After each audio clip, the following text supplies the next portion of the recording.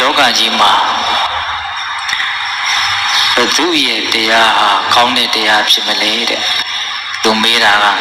ပုဂ္ဂလဒိဋ္ဌံကြကြမေးတာနော်ဘသူရဲ့တရားဟာကောင်းတဲ့တရားဖြစ်မလဲတဲ့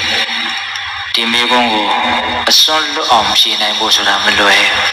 ဘသူတရားကကောင်းတယ်ဆိုတော့ဟိုလူတရားကမကောင်းဘူးလို့အဲ့လိုအဓိပ္ပာယ်လည်းတက်ရောက်သွားနိုင်တယ်ပေါ့ပြီးတော့မြှောက်ပင့်ပြီးတော့ပြောဆိုတာလည်းရောက်သွားနိုင်တယ်ပေါ့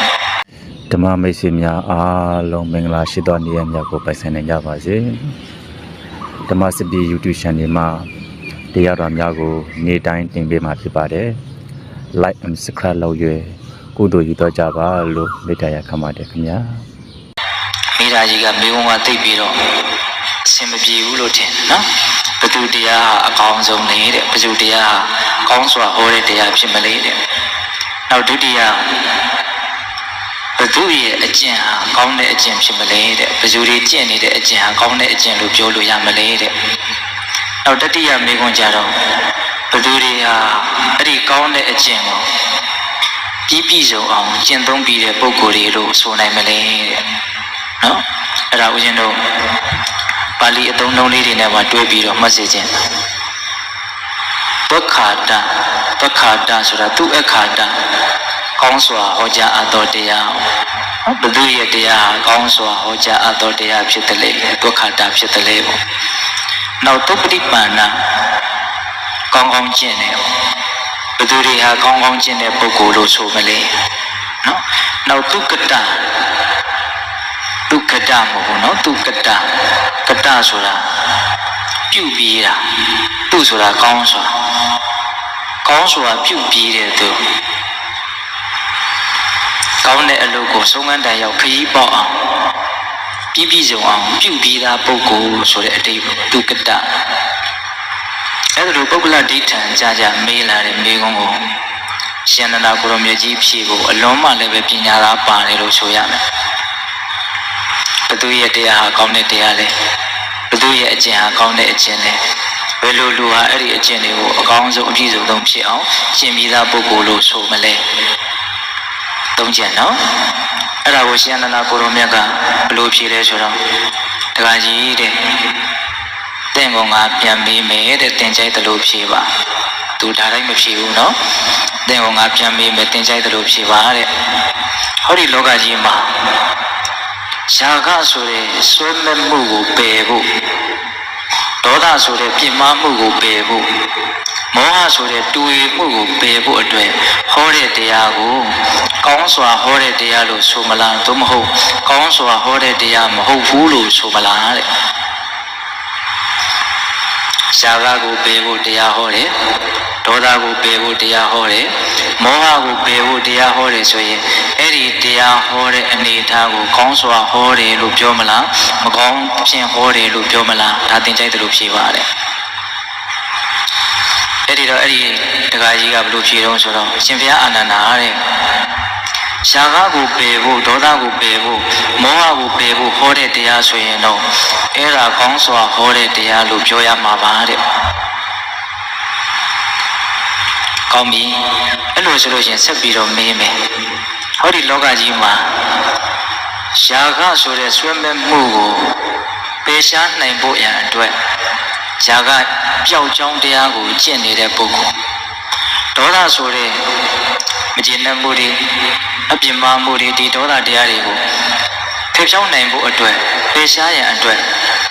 ဒေါသပယ်ကြောင်းတရားကိုကျင့်သုံးနေတဲ့ပုဂ္ဂိုလ်မောဟပယ်ဖို့အတွက်ကျင့်သုံးနေတဲ့ပုဂ္ဂိုလ်တွေအဲ့ဒီလိုပုဂ္ဂိုလ်တွေရဲ့အကျင့်ဟာကောင်းသောအကျင့်လို့ဆိုမလားသို့မဟုတ်ကောင်းသောအကျင့်မဟုတ်ဘူးလို့သင်ဆိုမလားတဲ့လို့ရှင်ဘုရားအာနန္ဒာရှားကားကိုပယ်ဖို့ဒေါသကိုပယ်ဖို့မောဟကိုပယ်ဖို့ကျင့်နေတယ်ဆိုရင်တော့အဲ့ဒီအကျင့်ကိုကောင်းသောအကျင့်လို့ပဲဆိုရမှာပါတဲ့ဒီချက်ရှိပြီနော်အဲ့လိုဆိုရင်နောက်ထပ်ငါဆက်ပြီးတော့မေးမယ်တစုံတစ်ယောက်ဟာရှားကားပယ်ဖို့အတွက်ကျင့်လို့လုံးဝရှားကားကိုသူပယ်ရှားပြီးပြီဆိုကြပါစို့ဆွေးမဲ့စရာအာယုံနဲ့တွေ့တော့လည်းပဲသူ့ရဲ့စိတ်ထဲမှာဆွေးမဲ့မှုဆိုတဲ့ຢာကမဖြစ်ပေါ်တော့ຢာကတရားကိုအမြင့်ပြတ်ချုပ်ငြိမ်းအောင်သူအထုတ်ပြီးပြီလို့ဆိုကြပါစို့ဒေါသပေကြောင့်တရားကိုကြိုးစားအထုတ်လို့သူ့ရဲ့တဏ္ဍာမှာ လိုပဲစိတ်တူစရာအာယုံနဲ့တွေ့ဒေါသမဖြစ်တော့ဘူးဒေါသကိုအပြီးအပိုင်နှုတ်ပယ်ပြီးပြီလို့ဆိုရပါစို့မောဟပေကြောင့်တရားကိုကျင့်သုံးလို့သူ့ရဲ့တဏ္ဍာမှာတူဝေပိုင်မဲ့မှုမောဟဆိုတဲ့တရားလုံးဝမရှိတော့ဘူး။နောက်ဖြစ်เสียအကြုံလည်းပဲမဖြစ်တော့ဘူးဆိုတဲ့အနေအထားမျိုးကိုရောက်အောင်လုံးဝချုပ်ငြိမ်းအောင်ကြိုးစားအထောက်ပြီးပြီလို့ဆိုကြပါစို့တဲ့။ဆိုလိုတာကစောစောကပြောခဲ့တဲ့ယာဂဒေါသမောဟပေကြောင့်အကျင့်ကိုကျင့်လို့ဆုံးငန်းတန်ရောက်ခရီးပေါက်ပြီးတော့ယာဂဒေါသမောဟတွေလုံးဝချုပ်ဆုံးသွားပြီဆိုတဲ့ပုဂ္ဂိုလ်ကိုကောင်းစွာအကျင့်ကိုကျင့်သုံးပြီးသူလို့ဆိုမလားတော့မဟုတ်တဲ့အဲ့ဒါကိုကောင်းစွာကျင့်သုံးပြီးသူလို့မဆိုဘဲနေမလားအသင်ကြိုက်တယ်လို့ဖြေပါဦးအဲ့တော့တက္ကသိုလ်ရဲ့တပည့်ကတတိချာချာစဉ်းစားပြီးတော့ယာဂဒေါသမောဟကုံအောင်ကျင့်ပြီးပြီဆိုရင်တော့အဲ့ဒီပုဂ္ဂိုလ်ကိုကောင်းစွာပြုပြီးသူအလွန်ကောင်းတဲ့အလုပ်ကိုပြည့်စုံအောင်လုပ်ပြီးတဲ့သူလို့ဆိုနိုင်ပါတယ်တဲ့အဲ့ဒီလိုတက္ကကြီးကဖြေတော့မှအရှင်အနန္ဒာကတက္ကကြီးသင်မေးတဲ့မေးခွန်းကိုသင်ကိုယ်တိုင်ပဲဖြေပြီးပြီတဲ့နော်သင်ကအစကမေးတယ်ဘုသူတရားဟာအကောင်းဆုံးတရားလဲလို့သင်မေးတယ်ဘုသူတရားဟာကောင်းတဲ့တရားလဲလို့သင်မေးတယ်ယာဂဒေါသမောဟပယ်ဖို့အတွက်ဟောတဲ့တရားဟာကောင်းတဲ့တရားလို့သင်ကိုယ်တိုင်ပဲဖြေပြီးပြီတဲ့ဟုတ်လားယာဂဒေါသမောဟပယ်ဖို့အတွက်ကျင့်နေတဲ့အကျင့်ကိုကျင့်သုံးတဲ့ပုဂ္ဂိုလ်ကိုကောင်းသောအကျင့်ကိုကျင့်သုံးတဲ့ပုဂ္ဂိုလ်လို့သင်ကိုယ်တိုင်ပဲဖြေပြီးပြီတဲ့နော်ဘုသူရဲ့အကျင့်ဟာအကောင်းဆုံးအကျင့်လဲလို့သူမေးတာဟုတ်ယာဂဒေါသမောဟပယ်ဖို့အတွက်ကျင့်တဲ့ပုဂ္ဂိုလ်ဟာဒါကောင်းတဲ့အကျင့်ကိုကျင့်နေတာဘယ်လိုလူဟာအကောင်းဆုံးပြုပြီးပြီလဲလို့သင်မေးတဲ့မေးခွန်းကိုလည်းသင်ကိုယ်တိုင်ပဲဖြေပြီးပြီတဲ့ယာဂဒေါသမောဟကင်းသွားအောင်ကျင့်သုံးနိုင်တဲ့ပုဂ္ဂိုလ်ဖြစ်เสียအကြောင်းရှိလည်းပဲမဖြစ်တော့အနုတ္တယသဘောပါကုံအောင်ဒါအရဟတမဉ္ဇဉ်အရဟတဘုံဉာဏ်ကိုရည်ရွယ်ပြီးတော့ပြောတာပေါ့နော်အဲ့ဒီလိုကျင့်သုံးပြီးတဲ့ပုဂ္ဂိုလ်ဟာအကောင်းဆုံးအလုပ်ကိုပြုပြီးတဲ့လူလို့သင်ကိုယ်တိုင်ပဲဖြေပြီးပြီတဲ့အဲ့ဒီတော့မှအဲ့ဒီတခါကြီးကသူ့ရဲ့မိကုန်းတွေကိုသူကိုယ်တိုင်ဖြေပြီးမှတည်သွားတယ်အဲ့မှာသူအလွန်အံ့ဩသွားတယ်ပေါ့ရှင်အာနန္ဒာကိုရှင်ဘုရားအာနန္ဒာတဲ့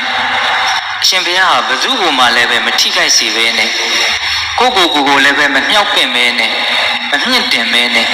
သူတော်ဘာကိုလည်းပဲမနှိမ့်ချပဲမရှုံချပဲနဲ့တရားသဘောလေးအတိုင်းအရှင်ဟာအစွန်းလွတ်အောင်ပြောသွားနိုင်ပါပြီတဲ့မချီးကျူးပဲကိုမနေနိုင်ဘူးသိလားတုတ်တန်လေးကတော့တူတူလေးပါပဲနော်အဲ့တော့ရှင်ဘုရားဟာဘယ်သူ့ကိုမှမထိခိုက်ပဲနဲ့ကိုလည်းမမြင့်တင်ပဲနဲ့သူတော်ဘာကိုလည်းပဲမနှိမ့်ချပဲနဲ့တရားသဘောလေးတက်တက်ကို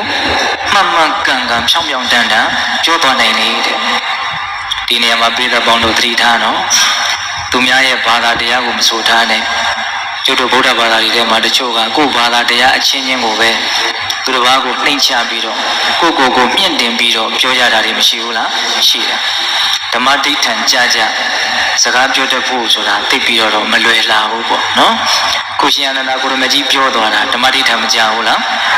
ကြားရနော်ယာဂဒေါသမောဟပယ်ဖို့အတွက်ဟောတဲ့တရားဟာကောင်းတဲ့တရားဒါဒုက္ခတကိုယ်တိုင်ဉာဏ်နဲ့စီစစ်ပြီးတော့လက်ခံလို့မရဘူးလားရတယ်နော်ယာဂဒေါသမောဟပယ်ဖို့အတွက်ဟောတဲ့တရားဒီကောင်းတဲ့တရားပဲဘယ်သူဟောဟုတ်လားယာဂပယ်ဖို့အတွက်သာဟောတယ်ဆိုရင်ဒေါသပယ်ဖို့အတွက်သာဟောတယ်ဆိုရင်မောဟပယ်ဖို့အတွက်သာဟောတယ်ဆိုရင်အဲ့ဒီတရားဟာဘာလို့ကောင်းတဲ့တရားဒုက္ခတယာဂဒေါသမောဟပယ်ရှားဖို့အတွက်ကျင့်သုံးတယ်ဆိုရင်အဲ့ဒါကောင်းတဲ့အကျင့်ယာဂပယ်ဖို့ကျင့်တယ်ဒေါသပယ်ဖို့ကျင့်တယ်မောဟပယ်ဖို့ကျင့်တယ်ဆိုရင်အဲ့ဒါဘာလို့ကောင်းတဲ့အကျင့်သုပ္ပတိပန္န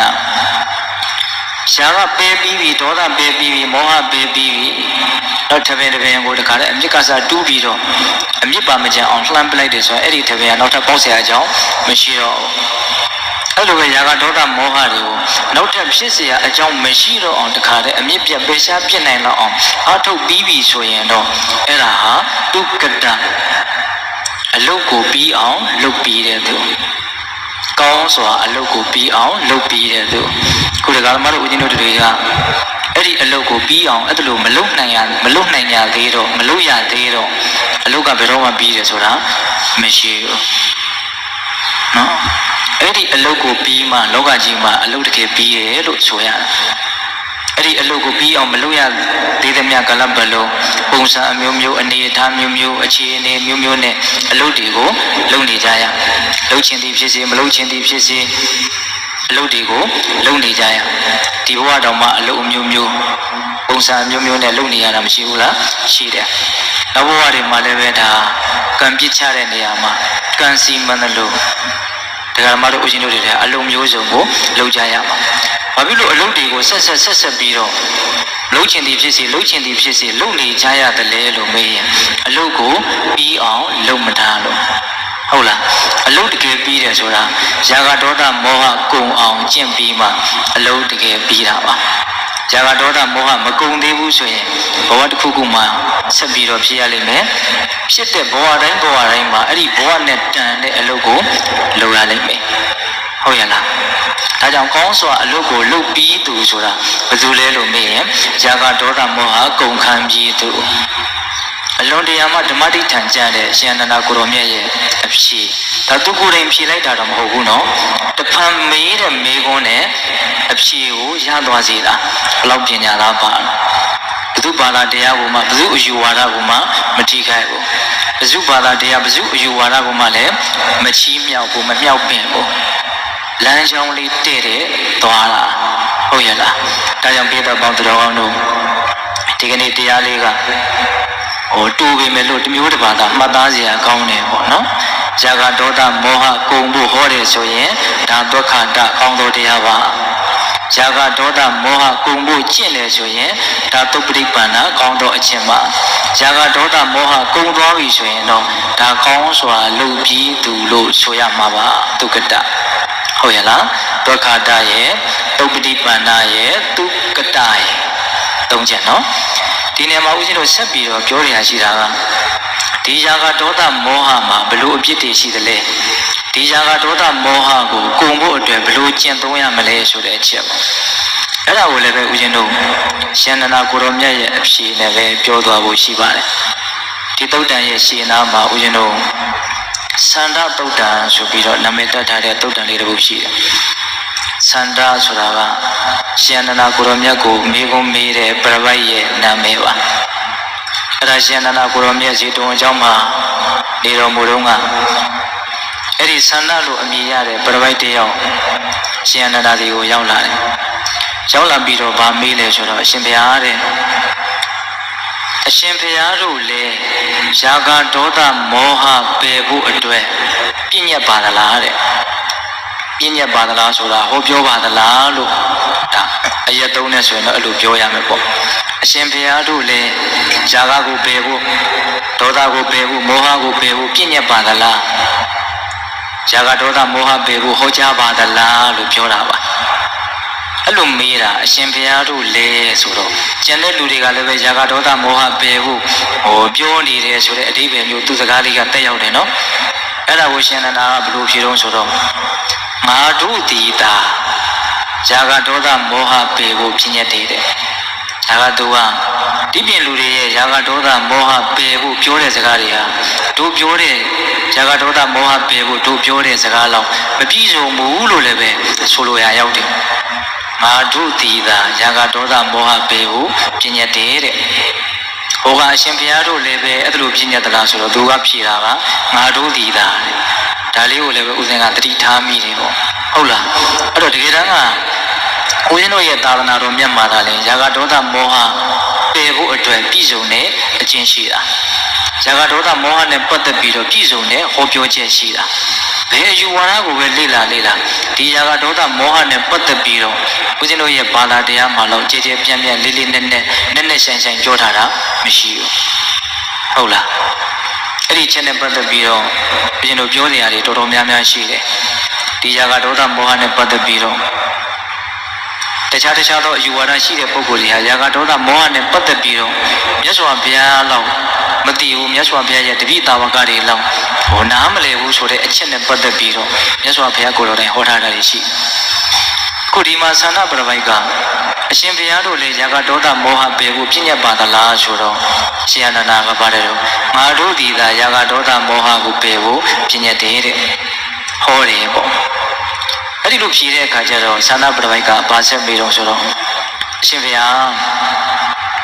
အဲ့ဒီယာကဒေါသမောဟကိုပယ်ဖို့အရှင်ဘုရားတို့ပြည့်ညတ်တယ်ဟောပြောတယ်ဆိုလို့ရှိရင်အဲ့ဒီယာကဒေါသမောဟမှာဘလို့အပြစ်တွေများရှိလို့ယာကဒေါသမောဟကိုပယ်ရှားဖို့အတွက်အရှင်ဘုရားတို့ကပြည့်ညတ်ရတာတော့တဲ့ဒီအချက်ကတော့မှတ်သားစရာအချက်လို့ဆိုရမှာပေါ့နော်ယာကဒေါသမောဟရဲ့အပြစ်ကိုပြောမှာပါရှင်အနန္ဒာကဒါကိုစိတ်ဝင်စားတဲ့နယ်လို့ထင်တယ်။ဘာကြောင့်လဲဆိုတော့ယာကရောဒေါသရောမောဟရောတရားဓမ္မတို့ဥဒ္ဒနေရဲ့တဏ္ဍာမှာအပြည့်မရှိဘူးလားဗျာ။ရှိရနော်။ကိုယ်တဏ္ဍာမှာရှိတဲ့တရားတွေရဲ့သဘောတဘာဝကိုကိုယ်တိုင်သိထားရရင်အများကြီးအကျိုးရှိနိုင်တာပေါ့။ဟုတ်လား။ဒီနေရာမှာယာကရဲ့ဒေါသရဲ့မောဟရဲ့ယာကဆိုတာကဆွဲမဲ့တာ။နောက်အဝိဖြူလေးပေါ်ကိုတစုံတစ်ခုသောစီးရောင်စွန့်ထင်းသွားတယ်ဆိုလို့ရှိရင်အဲ့ဒီအယောင်တွေကဝိဖြူလေးပေါ်မှာဆွဲသွားတယ်တိတိတာတာဖြစ်သွားတယ်ယာကဆိုတာအာယုံတစ်ခုကိုမမောမိတဲ့အခါမှာစိတ်ထဲမှာအစွန်းထင်းသွားသည့်အထိသူ့ကိုခွာဖို့တိတ်ပြီးတော့မလွယ်ဘူးချွတ်ဖို့တိတ်ပြီးတော့မလွယ်ဘူးဆွဲသွားတယ်ဆိုတဲ့အဓိပ္ပာယ်မျိုးကိုယာကလို့သုံးတာတေကိုကောက်ရင်တော့လောဘပါပဲလောဘကရှုတော့အသီးသီးနော်အမြင်အသီးသီးနဲ့သူ့ကိုနာမည်အမျိုးမျိုးပေးတာတွေရှိတာပေါ့တဏှာဆိုတဲ့နာမည်လည်းရတယ်ယာကဆိုတဲ့နာမည်လည်းရတယ်တချို့ဒီတဏှာတွေကြတော့သဏ္ဍရာဂလို့တွဲပြီးတော့သုံးတာလည်းရှိတယ်အဲ့ဒီယာကရဲ့အပြစ်ကိုအေးအေးဆေးဆေးတလုံးချင်းပြောပြတယ်ရှင်အနန္ဒာကဒီနေရာမှာပိဿပေါင်းတော်တို့ကျိုးပြီးတော့ပြောထားခြင်းတာကယာကရဲ့ဒေါသရဲ့မောဟရဲ့ကိုအပြစ်ကိုတပုံစံနဲ့အတူဟောတာအဲ့ဒီအချက်လေးကစိတ်ဝင်စားတဲ့အကောင်းတယ်လို့ပြောရအောင်နော်ဒါကြောင့်ယာကရဲ့အပြစ်တစ်ခုကိုမှတ်လိုက်တာနဲ့ဒေါသမှာလည်းပဲဒီနည်းတို့အပြစ်ရှိတယ်ဆိုတာကိုကြိုးပြီးတော့နားလည်ထားကြဖို့အဲ့ဒါဥရှင်တို့ယာကရဲ့အပြစ်ကိုဘယ်လိုပြောလဲဆိုတော့ရာဂေနအဘိဗုဒ္ဓပရိယာဒိဏစိတ်တော်အတ္တဗျာပါရယပိစိတိတိပရဗျာပါရယပိစိတိတိဥပယဗျာပါရယပိစိတိတိစေတသိကံပိဒုက္ခဒေါမနတံပဋိတံဝေတိတိအောင်ပထမအပိုက်ကလေးနဲ့အဲ့လိုပြောတယ်ယာကရဲ့အဖြစ်ကိုဘုရင်တို့ပထမအပိုက်ကလေးနဲ့အဲ့လိုပြောတယ်ယာကလွှမ်းလာပြီဆိုရင်လူတယောက်လောဘတွေကြီးလာပြီဆိုလို့ရှိရင်ရာဂိနအဘိဗုဒ္ဓပရိယာဒိဏစိတ်တော်ယာကလွှမ်းလာပြီဆိုလို့ရှိရင်အတ္တဗျာပါရယပိစိတိတိကိုဆင်းရဲဖို့အတွက်ကြံစီကြိုးစားအထောက်လာတယ်တဲ့။ဂျာကလွန်လာပြီဆိုရင်လူဟာကိုဆင်းရဲဖို့အတွက်ကြံစီအထောက်လာတယ်တဲ့အံ့ဩစရာပါပဲ။အော်ဆိုလူတိုင်းဟာကိုချစ်တယ်ကိုကောင်းစေခြင်းနဲ့ဒီစိတ်ဓာတ်ကလေးလူတိုင်းမရှိဘူးလား။ကျွန်တော်အတ္တသမဘေမာနတိကိုယ်စီတာလည်းကိုယ်အတွက်ချစ်စရာအကောင်းဆုံးချစ်လဲအချစ်ကြဆုံးပေါ့ဟုတ်လား။သို့တော်ဒီမှာယာကလွန်လာပြီဆိုရင်အဲ့ဒီကိုကောင်းစေခြင်းပါတယ်ဆိုတဲ့ကိုချစ်ပါတယ်ဆိုတဲ့ကိုအတွက်ပဲချမ်းသာကြောင်းကိုလှုပ်တာမဟုတ်ဘူးနော်ဆင်းရဲကြောင်းကိုကြံစီစဉ်းစားလာတယ်တဲ့ဒါယာကရဲ့အစွမ်းပရဗျာပါရယပိစိတိတိသူတော်ဘာဆင်းရဲဖို့အတွက်လည်းပဲကြံစီစဉ်းစားအားထုတ်လာတယ်တဲ့လောဘတကယ်ကြီးလာပြီဆိုရင်သူ့ရဲ့လုပ်ရက်တွေဟာသူတော်ဘာကိုထိခိုက်ဖို့အတွက်ဆင်းရဲဖို့အတွက်ဖြစ်နေတာတွေဒါကတော့မတို့ဦးရှင်တို့အပေါ်ယံကြည့်မယ်ဆိုရင်တော့မသိနိုင်ဘူးလားသိနိုင်တယ်နော်လောဘတကယ်ကြီးလာပြီဆိုရင်ကိုဆင်းရဲအောင်ကြိုးစားတယ်သူတော်ဘာကိုဆင်းရဲအောင်လည်းကြံစီကြိုးစားလာတယ်ဥပယဗျာပါရယပိစိတိတိတဲ့မိမိသူတော်ဘာနှစ်ဦးသားဆင်းရဲအောင်ကြံစီကြိုးစားလာတယ်ဒါလည်းမကဘူးတဲ့စေတသိကံပိဒုက္ခဒေါမနတံပဋိတံဝေတိတိတဲ့စိတ်မှာအလုံးအခါရခက်တဲ့မတတ်တာတဲ့ဒုက္ခဒေါမနတဝေဒနာကိုလည်းပဲခံစားရတယ်တဲ့ဇာကဖြစ်လာပြီလောဘကြီးလာပြီဆိုရင်အဲ့ဒီပုဂ္ဂိုလ်ရဲ့စိတ်ထဲမှာဒုက္ခဒေါမနတမတတ်တာတဲ့သဘောလေးခံစားရတယ်တဲ့ဒါကအလွန်တရာတတိကောင်းမှအလွန်တရာလည်းပဲစိစိဆက်ဆက်မြင်တတ်မှဒီဒေသနာတော်ကိုပိဿပေါင်းသူတော်ကောင်းတို့ရှင်းရှင်းလင်းလင်းလွယ်လွယ်ကူကူလက်ခံနိုင်ပါပါများသောဖြင့်တော့လူတွေကဒီຢာကဒီလောဘတွေနဲ့နေကြတာဒီလောဘဖြစ်ရတာစိတ်ထဲမှာပင်ပန်းနေလို့မသိကြတဲ့တ attva တွေပဲများပါတယ်ဟုတ်လားတကယ်တမ်းကတော့လူချင်းလာပြီဆိုရင်တော့ဆင်းရဲမှုကတွဲပြီးတော့ပါပြီးသားပဲလူချင်းလာပြီဆိုရင် Yama Yaba Mala, so the Hosuina Bala, Hodemola, Nele Sitema, Tilan the Voli, Sick Puri the Voli, Abaula, Barabo, Shala Vishurove, Piamian Jessi Tuali Mala, Abaula.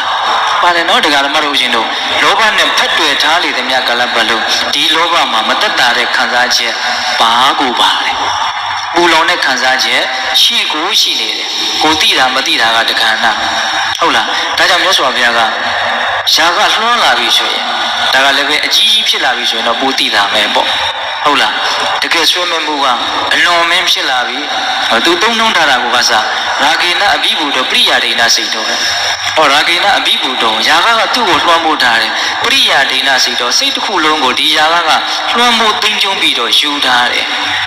Sikliga Yaga letting go Yautuare, Bosulura, allow teach one Tavi Shoyendo. Edisia,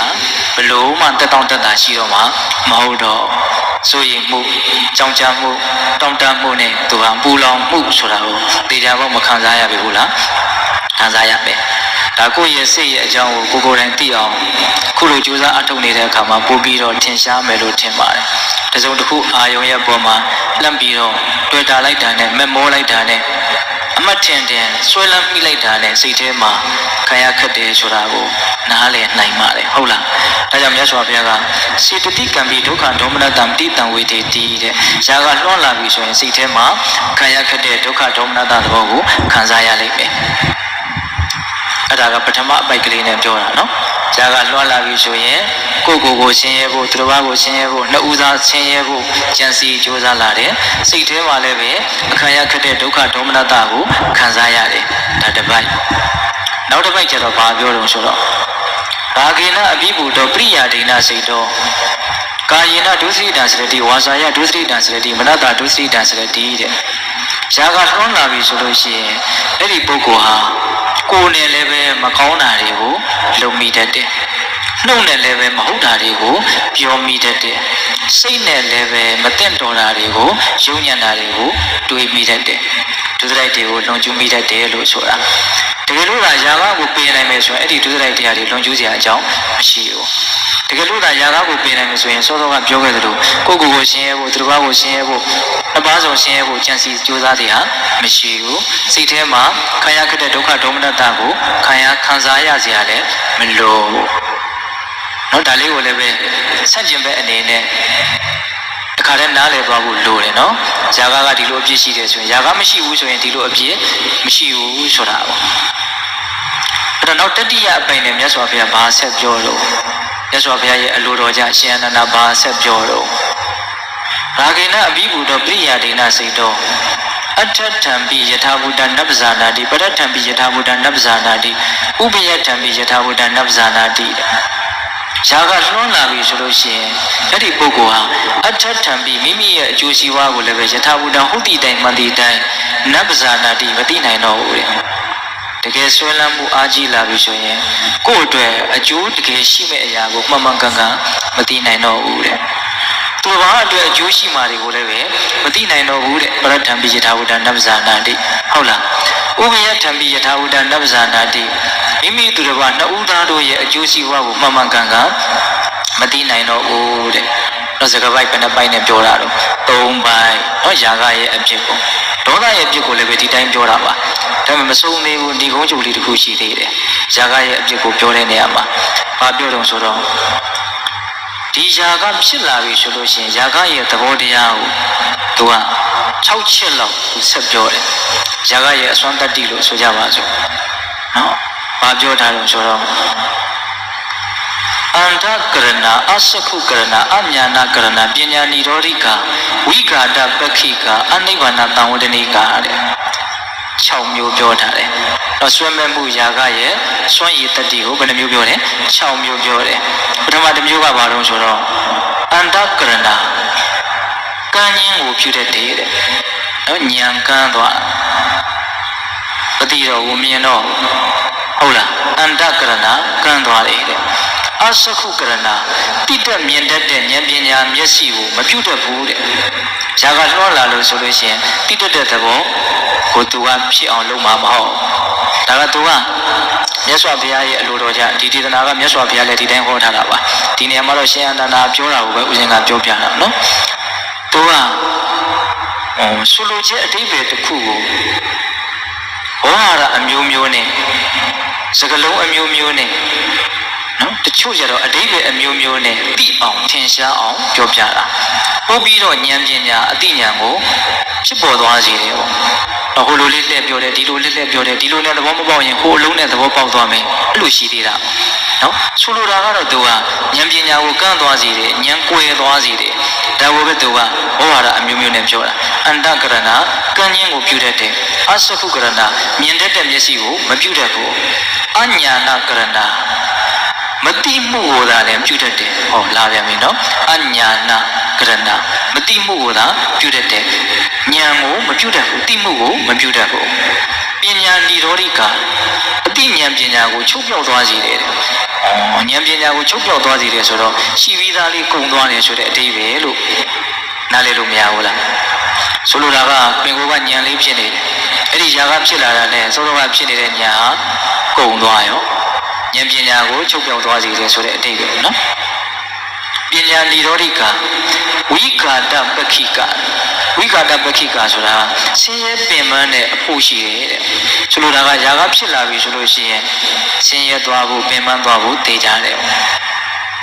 အနိဗ္ဗာန်တံဝတ္တနိကတကယ်ချမ်းသာအစစ်အမှန်ဖြစ်တဲ့နိဗ္ဗာန်ကိုမဖြစ်စေဘူးငြိမ်းချမ်းမှုအစစ်အမှန်ကိုမရစေဘူးသူ6ချက်ပြောထားတယ်ပထမ4ချက်ကတော့အတိမှုကိုဖြစ်စေတယ်တိမှုကိုမဖြစ်စေဘူးကံမှုကိုဖြစ်စေတယ်မြင်မှုကိုမဖြစ်စေဘူးသူအတိတ်ကတိတ်မကွာပါဘူးနော်ဇာကလွှမ်းလာပြီဆိုရင်မှန်မှန်ကန်ကန်မသိတော့ဘူးမြင်တော့ဘူးသိတဲ့မြင်တဲ့သဘောလေးရှိနေရင်လည်းအဲ့ဒါပျောက်သွားမယ်ကုန်သွားမယ်သူရဲ့အတိတ်လေးတွေကတိတ်မကွာဘူးပထမ4ခုကနော်နောက်ဦးဇင်းတို့5ခုမြောက်နဲ့6ခုမြောက်ကျတော့အတိတ်ကွဲလဲသွားတယ်နော်ဝိကာတပက္ခိကပင်ပန်းခြင်းအဖို့ရှိတယ်တဲ့ဇာကဖြစ်လာလို့ရှိရင်ဟုတ်လားပြီးတော့အနိဗ္ဗာန်တံဝတ္တနိကမငြိမ်းချမ်းမှုကိုသာဖြစ်စေလိမ့်မယ်ငြိမ်းချမ်းမှုကိုမဖြစ်စေနိုင်ဘူးပူလောင်စုပွက်မှုတွေကိုသာလည်းဖြစ်စေလိမ့်မယ်အေးဆေးတည်ငြိမ်တဲ့အဖြစ်ကိုဖြစ်စေမှာမဟုတ်ဘူးအဲ့ဒါလိုချက်ထွင်ပြီးတော့နားလည်ရမယ်အဲ့ဒီလိုຢာကမှာအပြစ်တွေရှိတဲ့အတွက်ကြောင့်ဒီຢာကကိုပယ်ဖို့အတွက်မြတ်စွာဘုရားတရားကိုဟောတယ်ဒါဥရှင်တို့ຢာကရဲ့အပြစ်ပေါ့နော်ဒေါသရဲ့အပြစ်ကိုလည်းပဲဒီနည်းတူပဲဟောပါတယ်ပြန်ပြောမယ်နော်ဒေါသလွှမ်းလာပြီဆိုလို့ရှိရင်အဲ့ဒီပုဂ္ဂိုလ်ဟာမိမိအတွက်ဆင်းရဲဖို့ပင်ပန်းဖို့ကြံစည်လာတယ်သူတစ်ပါးဆင်းရဲဖို့အတွက်ကြံစည်လာတယ်မိမိသူတစ်ပါးနှစ်ဦးသားဆင်းရဲဖို့အတွက်ကြံစည်လာတယ်စိတ်ထဲမှာလည်းအခါရခက်တဲ့ဒုက္ခဒေါမနတာကိုခံစားရတယ်ဒါကတော့ပိုးပြီးတော့ထင်ရှားတယ်ပေါ့ဒေါသနဲ့ပတ်သက်ပြီးတော့ပြောရမယ်ဆိုရင်ဟုတ်လားနောက်ဒေါသလွှမ်းလာလို့ရှိရင်ကာယဒုစရိုက်ဝစီဒုစရိုက်နောဒုစရိုက်ဆိုတဲ့ဒုစရိုက်တရားတွေကိုပြုမိမှတတ်တယ်နောက်ဒေါသလွှမ်းလာပြီဆိုလို့ရှိရင်ကိုယ့်ရဲ့အကျိုးစီးပွားသူတစ်ပါးရဲ့အကျိုးစီးပွားကိုမှန်မှန်ကန်ကန်မသိနိုင်ဘူးဒါတွေမကဘူးယခုနကအခုလေးတင်ပြောသွားတဲ့အပြစ်6မျိုးပေါ့။ຢာကရဲ့စွန့်ရည်တတိ6မျိုးရှိတယ်လို့ပဲဒေါသရဲ့စွန့်ရည်တတိကလည်း6မျိုးရှိသူလည်းပဲဖြစ်ပေါ်လာပြီးလွှမ်းမိုးလာပြီးဆိုလို့ရှိရင်အန္တကရဏညာဟာကန်းသွားတယ်အစခုကရဏမြင်တတ်တဲ့အသိဉာဏ်ပညာမျက်စိကိုမပြုတတ်ဘူးအညာနာကရဏတော့သိတတ်တဲ့ဉာဏ်ကိုမပြုတတ်ဘူးမသိတတ်တဲ့သဘောကိုလည်းပြုလိမ့်မယ်ပညာနိရောဓိကဖြစ်ပြီးသားဉာဏ်ပညာလေးတွေကုန်သွားမယ်ပြောင်းသွားမယ်အဝိကာတပက္ခိက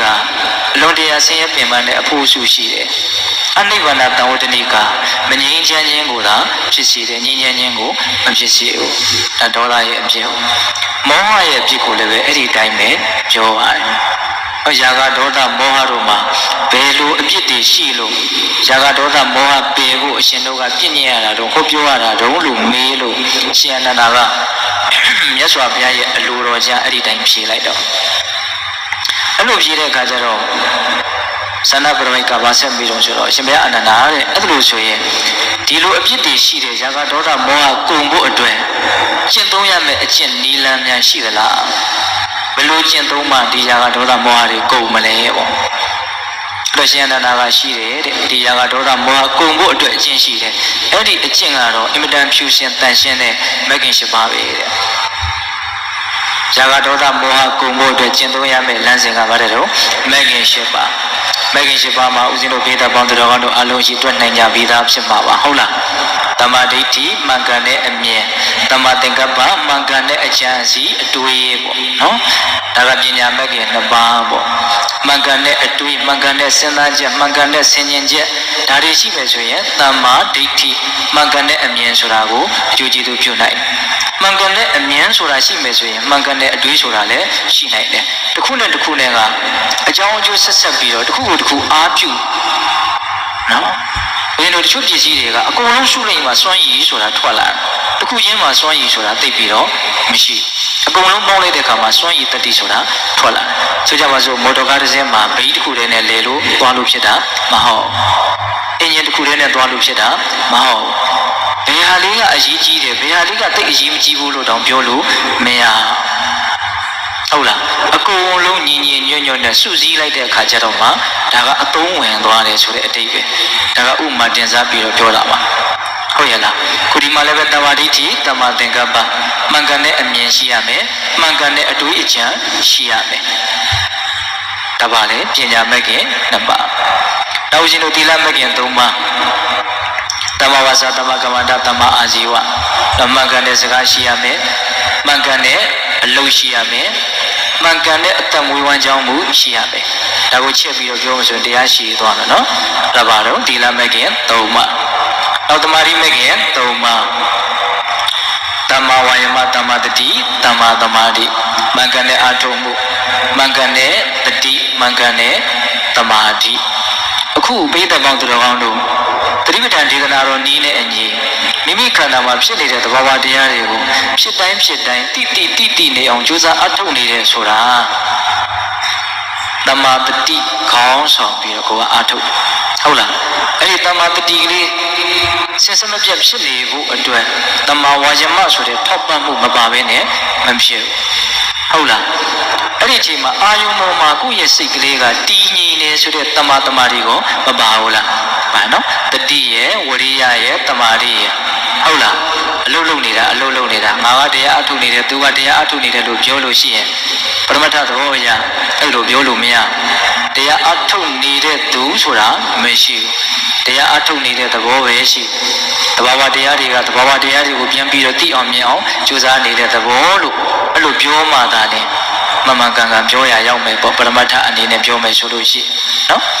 အေးနောက်ပြီးတော့ဦးဇင်းတို့တမ္မာဒိဋ္ဌိတမ္မာသင်္ကပ္ပကိုကဒီခန္ဓာမှာဖြစ်နေတဲ့သဘာဝတရားကို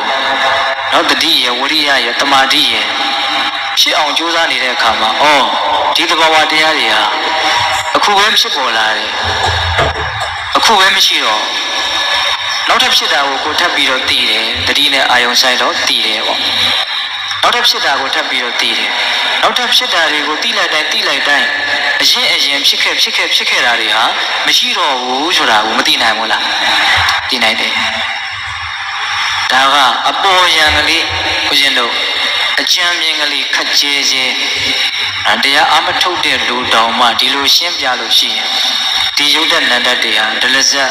ပြီးရှုံးလိုက်နေတယ်ချုပ်ပြောက်လိုက်နေတယ်ကုံပြောက်လိုက်နေတယ်ဆိုတာကိုသဘောပေါက်လို့မရဘူးလားကြားတယ်အထုတ်နေတယ်ဆိုတာကတော့လက်တွေ့ကြခက်စိတ်သူကတော့သိအောင်မြင်အောင်ကြိုးစားတာပေါ့ဘလောက်ထိအနုစိတ်သိမလဲဘလောက်ထိမြန်ဆန်ပြောင်းလဲနေတယ်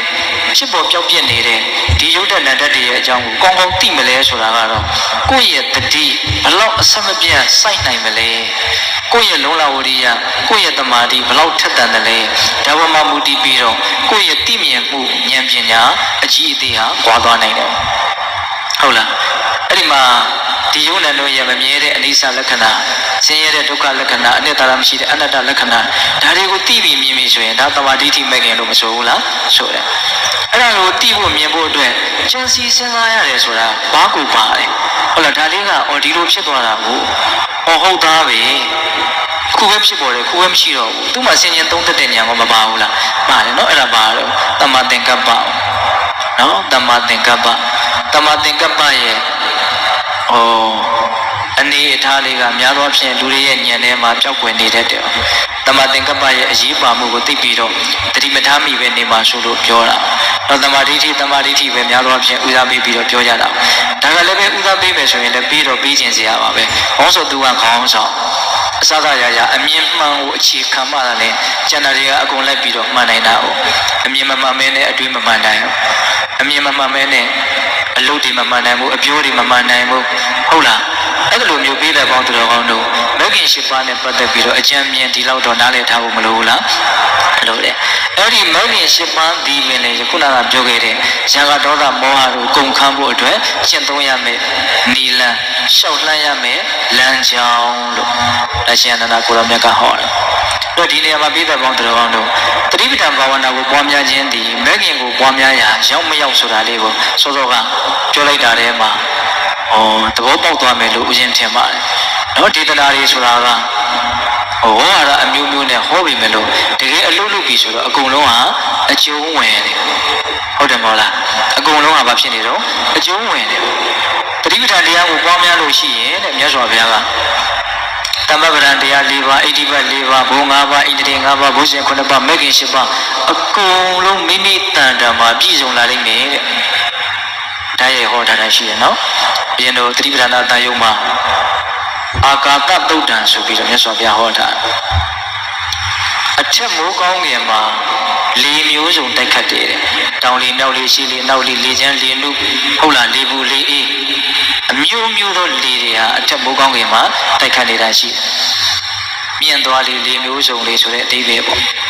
အဲ့လိုပဲသတိပဋ္ဌာန်ဘာဝနာကိုပွားများမယ်ဆိုရင်ယခုပြောခဲ့တဲ့တမ္ပပဒံ၄ပါးဣတိပတ်၄ပါးဘုံ၅ပါးဣန္ဒြေ၅ပါးဘုဇင်9ပါးမဂ္ဂင်10ပါးဆိုတဲ့ဒီဗောဓိပက္ခိယတရားသူတော်ကောင်းတရားတွေဟာအကုန်လုံးအမျိုးစုံဖြစ်လာတယ်မဂ္ဂင်10ပါးကိုပွားများရင်လည်းဒီလိုဖြစ်လိမ့်မယ်လို့မြတ်စွာဘုရားဟောတာပါပဲဘာလို့ဆိုမဂ္ဂင်ထဲမှာကျတော့တမ္မာတတိလို့သုံးတာပေါ့ဟုတ်လားတတိပဋ္ဌာန်ထဲကျမှာတတိပဋ္ဌာန်ထဲကျတော့မဇာနာတိတတိမာတတိမာဆိုတဲ့စကားလုံးလေးနဲ့သုံးတာတေကိုကောက်တော့တတိပါပဲမဆိုနိုင်ဘူးလားဆိုရင်နော်ဒါကြောင့်ပိဋကပေါင်းသူတော်ကောင်းတို့တတိပဋ္ဌာန်ထဲကျတော့အာတပိတမ္မဇာနောတတိမာဝရိယကိုကျတော့ဘယ်လိုသုံးထားအာတာပိလို့သုံးထားပညာကိုကျတော့တမ္မဇာနောလို့သုံးထားတယ်တမ္မဇာနာမဂ္ဂင်10ပါးထဲကျတော့ဝရိယကိုဘယ်လိုသုံးထားတမ္မာဝါယမလို့သုံးထားဟုတ်လားပညာကိုတမ္မာဒိဋ္ဌိလို့သုံးထားတယ်တတိပဋ္ဌာန်ထဲကျတော့တမ္ပဇာနာလို့အဲ့လိုသုံးထားတယ်အဓိပ္ပာယ်တွေကအတူတူပဲလို့မဆိုနိုင်ဘူးလားဆိုနိုင်တယ်ဒါကြောင့်ပိဋကပေါင်းသူတော်ကောင်းတို့မဂ္ဂင်10ပါးကိုပွားများခြင်းဒီဇာကဒေါသမောဟပယ်ဖို့အတွက်ရှင်းသုံးနေတာတတိပဋ္ဌာန်တရားကိုပွားများခြင်းဒီဇာကဒေါသမောဟကုန်ဖို့အတွက်ရှင်းသုံးနေတာဆိုလို့မရဘူးလားရတယ်အဲ့လိုရှင်အနန္ဒကိုရောမြတ်ကသန္တာပရိဝိုက်ကိုဟောပြတော့သူတော်တော်သဘောကျပြီးတော့စကားလေးတစ်ခွန်းပြောသွားတယ်အဲ့ဒီသန္တာပရိဝိုက်ကရှင်ဘုရားအနန္ဒာတဲ့တရားကတော့အလွန်ကောင်းနေတဲ့မမေ့မလျော့ဖို့ပဲအရေးကြီးတယ်တဲ့ဒါလေးသူကပြောသွားသေးတယ်ဟုတ်လားမမေ့မလျော့နေခြင်းကထိုက်တယ်တဲ့ဟုတ်လားဒါပရိဝိုက်ဆိုတာကသာသနာပြင်ပအယူဝါဒရှိတဲ့လူမြတ်စွာဘုရားသာသနာတော်မှာတက်ဝင်ယုံကြည်ပြီးတော့လာပြီးတော့နေနေတဲ့အဆင့်မဟုတ်သေးဘူးเนาะသို့တော်သူတော်မှဘလို့ပြောသွားတယ်မမေ့မလျော့နေခြင်းကထိုက်တယ်တဲ့ဟုတ်လားတချို့ပရိဝိုက်တွေကြတော့လေပြီးတော့ပဲမြတ်စွာဘုရားရဲ့သာသနာမှာဝင်ပြီးတော့ယဟန္တာဖြစ်ကြတာတွေလည်းအများကြီးရှိပါတယ်လောလောဆယ်ပရိဝိုက်ဖြစ်နေလို့သူတို့ကိုထင်သေးလို့တော့မရဘူးเนาะဒါကြောင့်ပိဋကပေါင်းသူတော်တို့ဒီကနေ့ဦးဇင်းတို့ယာကဒေါသမောဟနဲ့ပတ်သက်ပြီးတော့ပြောပါတယ်ယာကဒေါသမောဟနဲ့ပတ်သက်ပြီးတော့စောစောကတုတ်တန်လေးကိုပဲဦးဇင်းကပြန်ပြီးတော့အနှစ်ချုပ်အနေနဲ့ပြောခြင်းတာဟုတ်လားယာကဒေါသမောဟပေဖို့အတွက်ဟောတဲ့တရားဆိုရင်ဒါပါတရားလေကောင်းသောတရားဟုတ်လားဒုက္ခတံဘုဇုတရားကကောင်းတယ်ဘဝတရားကကောင်းတယ်ဆိုလို့ရှိရင်ပုဂ္ဂလဒိဋ္ဌံဆံပြီးတော့ပျောက်ပင်ရရောက်မယ်ကျန်တဲ့လူတွေကိုနှိမ့်ချရရောက်နိုင်တယ်အဲ့တော့မှန်မှန်ကန်ကန်လမ်းကြောင်းတည့်တယ်ပြောခြင်းတယ်ဆိုရင်တော့ဘုဇုတရားကကောင်းတယ်လို့မေးရင်ဘုဇုတရားလို့မပြောဘဲနဲ့ဇာကဒေါသမောဟပေဖို့ဟောတဲ့တရားမှန်ရင်ကောင်းတယ်လို့ပြောလိုက်ရင်မကောင်းဘူးလားဘုဇုတရားလို့ပြောခြင်းတယ်ဆိုရင်လည်းပဲမြတ်စွာဘုရားရဲ့တရားလို့ပြောလိုက်တာလည်းအမှန်ဆုံးဖြစ်မယ်ထင်ပါတယ်ဟုတ်တယ်မဟုတ်လားမြတ်စွာဘုရားစီကပဲတရားဆိုတာရတာလေတရားဟူသည်မြတ်စွာဘုရားလည်းအရင်အမြင့်ရှိတာလေဒါကြောင့်ပိဋ ပိသပေါင်းတော်တို့ဘုစုတရားလဲလို့မေးရင်တော့ပုဂ္ဂလဒိဋ္ဌံပြောခြင်းတော့မြတ်စွာဘုရားတရားလို့ပြောလိုက်တာကအကောင်းဆုံးပါဟုတ်ရဲ့လားအခုဒီမှာတော့ရှင်အနန္ဒာကဘယ်လိုပြောထားတော့ဇာကဒေါသမောဟပေဖို့ဟောတဲ့တရားဒီကောင်းတဲ့တရားပဲအဲဘုစုအကျင့်ကကောင်းတော့လို့မေးတော့ဘုစုအကျင့်ကကောင်းတယ်လို့ပြောသလားမပြောဘုစုအကျင့်ကကောင်းတယ်ဆိုရင်ဟုတ်လူအကျင့်ကမကောင်းဘူးလို့တွယ်ဝက်ပြီးတော့အတိတ်တွေကတက်ရောက်သွားမှလဲဆိုးတာသေးတယ်ဟုတ်လားအဲ့တော့သူကဘလို့အကျင့်ကိုကောင်းတယ်လို့ပြောလိုက်တာဇာကဒေါသမောဟပေဖို့အတွက်ကျင့်နေတယ်ဆိုရင်ဒါကောင်းသောအကျင့်ပဲဇာကဒေါသမောဟပေဖို့အတွက်ကျင့်တဲ့ခြင်းကလည်းမဂ္ဂင်၈ပါးသတိပဋ္ဌာန်တရားဒီတရားတွေပါပဲဟုတ်ရဲ့လားအေးတော့ဘယ်သူဟာကောင်းစွာပြုပြီးသူလို့ပြောမလဲဆိုတော့ဘယ်လိုပြောတော့ဇာကဒေါသမောဟကုန်ခန်းပြီးသူဟာကောင်းစွာပြုပြီးယူနော်အကောင်းဆုံးအလုပ်ကိုအပြည့်စုံဆုံးလုပ်ပြီးသွားတဲ့သူလုပ်ပြီးပြီဆိုတဲ့အတိတ်ပဲပြီးပြီဆိုတာလေးကကင်ဘလောက်မင်္ဂလာရှိတော့မပြီးသေးဘူးဆိုတော့တူတူတန်းတန်းနဲ့ဟုတ်တယ်မို့လားလောကီအလုပ်တွေမှာတော့မပြီးပြီဆိုတော့နည်းနည်းတော့ဝန်ပေါ့သွားတာပေါ့ဟုတ်တယ်မို့လားပြီးပြီဆိုတာလေးကတော်တော်ကောင်းတယ်နော်မပြီးသေးဘူးဆိုလို့ရှိရင်ဒါကဆက်ပြီးတော့လိုရအောင်မဲ့အနေထားဒါကြောင့်ပိဿပေါင်းတော်ကောင်းတို့ဒီစကားလေးသုံးခွန်းကအလွန်တရာမှာစဉ်းစားစရာလည်းကောင်းတယ်ကျင့်တဲ့စရာလည်းကောင်းပါတယ်ဟုတ်လားဇာကဒေါသမောဟပေဖို့အတွက်ဟောတဲ့တရားသည်ကောင်းသောတရားဇာကဒေါသမောဟပေဖို့အတွက်ကျင့်တဲ့အကျင့်သည်ကောင်းသောအကျင့်ဇာကဒေါသမောဟကိုပယ်ပြီးပြီဆိုရင်တော့ကောင်းစွာပြုပြီးသူဟုတ်ရဲ့လားဒုက္ခတာသုပတိပါဏသူကတဟုတ်လားအဲ့ဒီနေရာမှာဦးဇင်းတို့ကြားထဲမှာဇာကဒေါသမောဟရဲ့အပြစ်ကိုသုတ်တန်နဲ့အညီပြောပါတယ်အဲ့ဒီဇာကဒေါသမောဟပယ်ဖို့အတွက်အကျင့်မြတ်ကိုလည်းပဲဒါရှင်အနန္ဒကိုရောမြတ်ကြီးရဲ့စကားတော်ကိုယူပြီးတော့ဒါဦးဇင်းတို့ပြောလိုက်ပါတယ်ဟုတ်လားဒါကြောင့်ပိဿပေါင်းသူတော်ကောင်းတို့ဒီကနေ့မိမိတို့ဒီဇာကဒေါသမောဟပယ်ဖို့အတွက်ဟောတဲ့တရားတွေကိုနာယူကြရတယ်ကောင်းသောတရားကိုနာရတယ်ပေါ့နော်ဇာကဒေါသမောဟပယ်ဖို့အတွက်မြတ်သောအကျင့်ကိုရှင်းသုံးကြရတယ်ကောင်းသောအကျင့်ကိုရှင်းသုံးကြရတယ်ဟုတ်လားအေးတကယ်လို့ဇွဲတစ်ပင်နဲ့ကြိုးစားအထုတ်မယ်ဆိုလို့ရှိရင်ဇာကဒေါသမောဟကိုပယ်ပြီးပြီလို့ပြောလို့ရတဲ့အဆင့်ကိုမရောက်နိုင်ဘူးလားကြောက်နိုင်တယ်တော့ဒီဘဝမရောက်ရင်နောက်ဘဝရောက်မယ်ဟုတ်လားအဲ့ဒါလောက်ထိကိုယ့်ရဲ့စိတ်ထဲမှာရည်ရွယ်ချက်ထားရမယ်ဒီလမ်းကိုတော့မဆုံးမရှင်းချောက်မယ်ဒီဘဝလျှောက်လို့မဆုံးသေးဘူးဆိုရင်နောက်ဘဝဆက်လျှောက်မယ်နောက်ဘဝလျှောက်လို့မဆုံးသေးဘူးဆိုရင်ဟိုနောက်ဘဝဆက်လျှောက်မယ်လို့အဲ့ဒါလိုတခါတည်းကြီးမှန်းချက်ကိုတခါတည်းသိရသေးချထားဖို့မလိုဘူးလားအဲ့တော့နော်ဒါကြောင့်ပိဿပေါင်းသူတော်ကောင်းတို့ဒီကနေ့နော်ကောင်းသောတရားကောင်းသောအကျင့်ကောင်းစွာပြုပြီးသူဆိုတဲ့တရားဒေသနာကိုနာယူကြည်ညိုကြရတယ်နော်ဒါကြောင့်ကောင်းသောတရားများကိုနာပြီးတော့ကောင်းသောအကျင့်ကိုကျင့်သုံးပြီးတော့နောက်ဆုံးကောင်းစွာပြုပြီးသူဆိုတဲ့အဆင့်ကိုရောက်အောင်တက်လှမ်းနိုင်ကြပါစေလို့ဦးဇင်းတို့ဆန္ဒပြုပြီးတော့နော်မိမိတို့ပြုလုပ်အထောက်ရတဲ့ဒါနသီလသမာဓိပညာကုသိုလ်ကောင်းမှုအစွတ်တို့ရဲ့အစွမ်းတတ္တိကြောင့်မဉ္ဇဉ်ပူဉ္ဇဉ်မျက်နှိပ်ပံကိုလင်းမြန်ထုတ်ချောင်းမျက်မှောက်ပြုရစေကုန်သောဟုပတ္တနာအောင်စုပြုကြကုန်ရာတည်း